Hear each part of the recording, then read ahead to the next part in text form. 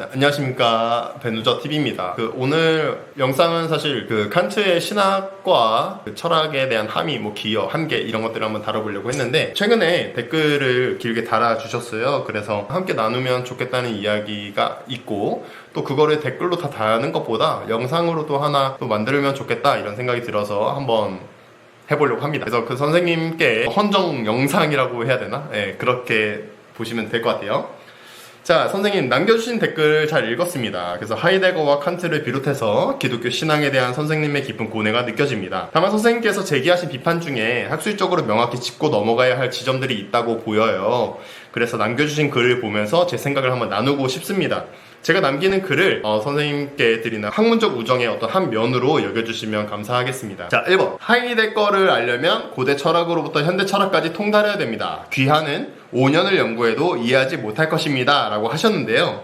제가 보기에 이것은 이제 저자의 의도를 완전히 좀 복원해야 된다는 낭만주의적 해석학의 한계가 아닌가 싶습니다. 카다모가 이야기한 것처럼 우리는 텍스트와의 역사적 거리를 완전히 취소해서 저자로 대입하는 방식으로 텍스트를 이해하지 않습니다.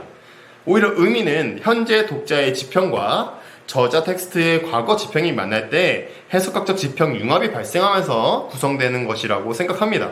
만약에 선생님 말대로 고대부터 현대까지 또 어떤 철학자를 읽을 때 그것에 대한 토대가 계속 필요하다면 곧 모든 역사적 배경을 알아야만 대화가 가능하다면 인류 중 그 누구도 철학적 대화를 시작할 자격을 얻지 못할 것 같아요.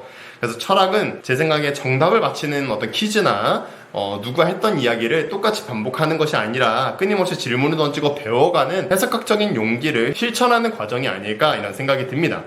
덧붙여서 베냐민이나 버틀러가 지적하는 것처럼 모든 번역과 해석은 사실 불확정성을 숙명적으로 안고 있습니다.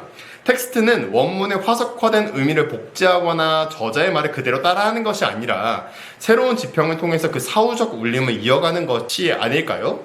모든 것을 통달해야 사유를 시작할 수 있다는 논리는 오히려 해석의 역동성을 가로막는 함정이 될 수 있을 것 같습니다.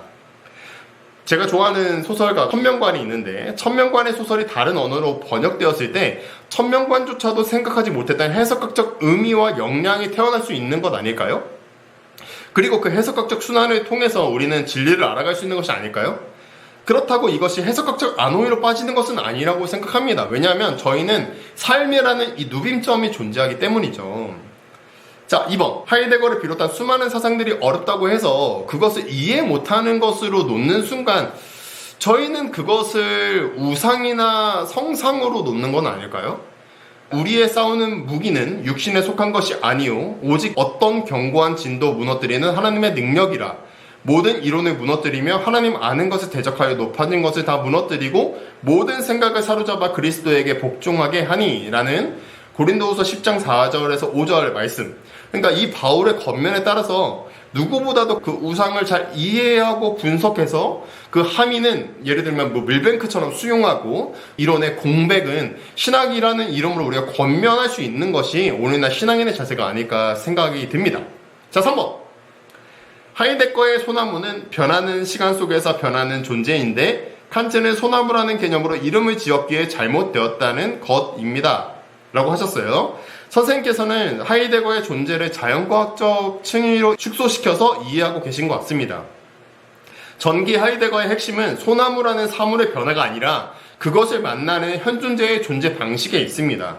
소나무는 자연과학적 관찰 대상이기 전에 우리 생활세계 내에서 의미를 지니는 도구, 그러니까 사물이 아닌 도구이자 그 생활세계의 일부입니다. 그런 면에서 현존재도 세계와 구분되지만 분리되지는 않는 생활세계적인 시간적 존재이기 때문에 칸트랑 같은 층위에서 놓고 이해하는 것은 정확하지 못한 것 같습니다. 나아가서 후기 하이데거의 탈은폐로서의 존재는 존재자들을 넘어서 있습니다. 그 맥락에선 존재가 소나무나 현존재와 크게 상관이 없죠. 따라서 선생님께서 말씀하시는 존재가 칸트적 의미, 그러니까 하이데거가 그토록 경계했던 존재자의 존재에 머물러 있는 것은 아닌지 한번 되물어 보고 싶습니다. 하이데거가 칸트와 거리를 둔 것은 대상을 고정해서가 아니라 존재를 자연과학적인 관찰 대상으로 파악하려는 형이상학적 구도를 해체하려고 한 것이죠. 자, 4번. 변치 않는 하나님은 없다는 21세기 최고의 사탄 사상. 존재와 시간이란 석가모니의 외침과 비슷한 무서운 사상입니다. 이렇게 이야기하셨습니다. 저도 하나님은 언제나 오늘이나 영원토록 변치 않으시는 분임을 믿고 그렇게 고백합니다. 그러나 우리가 짚어야 할 점은 하나님의 존재론적인 실제와 인간의 인식론적인 한계의 구분입니다. 하이데거가 강조한 역사성과 시간성은 하나님의 변하심을 말하는 것이 아니라 하나님을 인식하는 인간의 지평이 역사적이고 유한하다는 것을 의미하는 것이죠. 즉 존재론적으로는 실제론이지만 인식론적으로는 반실제론일 수밖에 없는 인간의 실존적 상황을 말하는 것입니다.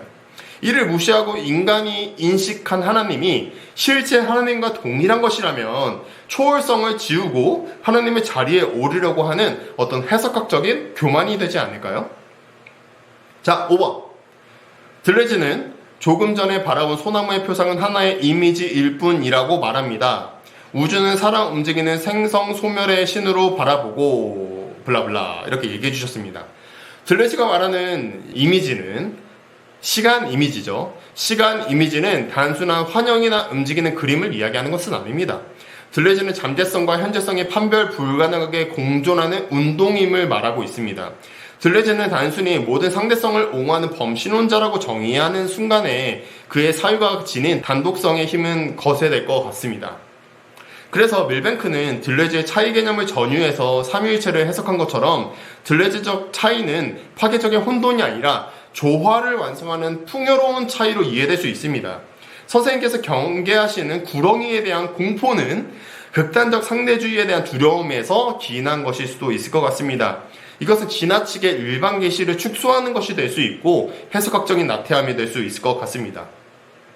정리하자면요, 선생님 말씀하신 대로 저는 엄청난 철학에 통달한 그런 사람도 아니고 신학이나 종교적 진리를 소유한 자라고 생각하지도 않습니다. 오히려 두렵고 떨리는 마음으로 구원을 이루라고 했던 그 말씀처럼 두렵고 떨리는 마음으로 진리를 알아가기 위해서 끊임없이 공부하고 있는 추구자일 뿐입니다. 그냥 구도자일 뿐이죠. 기독교 신앙을 지키고자 하시는 선생님의 열심이 부디 타자를 향한 어떤 닫혀있는 정죄가 아니라 진리를 향한 해석학적 용기로 승화되면 좋겠습니다. 그래서 폴 틸리기의 믿음의 역동성 혹은 존재의 용기 이런 책들이 도움이 되실지도 모르겠습니다. 그래서 그 말을 듣고 저도 생각한 거는 하나님 앞에 늘 겸손할 수 있도록 기도하는 마음으로 더 착실히 공부하겠습니다. 네. 그래서 앞으로 이제 제 영상에서 학술적으로 명확히 좀 틀린 부분이 있으면 언제든 해당 철학자의 저작이랑 구체적인 장과 절을 인용해 주셔서 따끔하게 좀 지적을 해주세요. 저도 잘 모르고 배워가는 입장이니까. 그러면 저는 그것을 배울 수 있는 계기로 삼아서 더 부지런히 연구해 보도록 하겠습니다. 이 영상을 봐주시고 귀한 관심 가져주셔서 진심으로 감사드립니다. 새해 복 많이 받으세요. 안녕.